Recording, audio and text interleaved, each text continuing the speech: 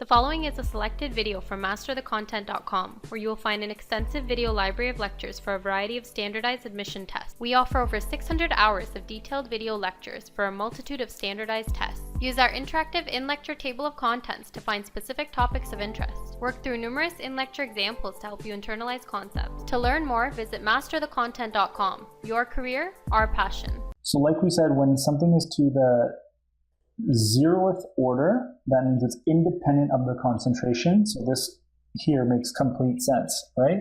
Furthermore, when you don't see a number, it's just like having a 1 there. And when the order of the reaction is 1, we just said that the overall reaction order is first order. And if there's nothing here, like we said, it's just a 1. 1 plus 1 is 2, so that the overall reaction order is second order. That's how you would say that. And then if there was a 1 here, so 1 plus 2 is 3, so then the overall reaction order is third order. Great. One other thing that I would like to bring to your attention is the units for the rate constant are the molar per second. However, the units for the rate constant, K, that depends on the order. So the units for K for 0th order is the same as the rate constant, same as the rate, which makes sense. When it's first order, here are the units. Second order, here are the units. Third order, here are the units for the rate constant. So let's actually do an example here so you're comfortable, because somehow there's always a question that pops up on this stuff. So we already said that the units for rate are molar per second, so we'll just pick that up over here, right? We have one concentration here, we have another concentration here, squared, isolate for K. This is going to give us,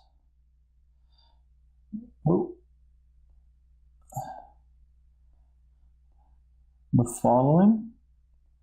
Okay, great.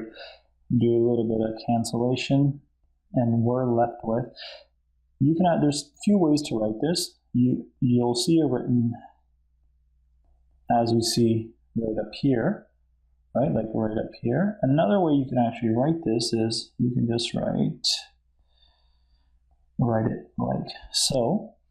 Another way it's a very popular way of writing it is just as such. Okay, great. So all three are acceptable ways of writing it. And that is just square there, just in case. Okay, wonderful. Now let's move on to our next slide. Okay, let's take a look here. Example, rate law. Which of the following is true regarding the rate law? Reaction order is defined with regards to the reactant concentrations and not product concentrations. Yes, that's true. We just saw that. Rate laws are always determined experimentally. Yes, that's also true. It's important to remember. The order of a reactant bears no relation to the stoichiometric coefficients. Yes, we just mentioned that as well. So here our answer would be D, since all of the above are correct. Okay, wonderful. Let's move now to our next example.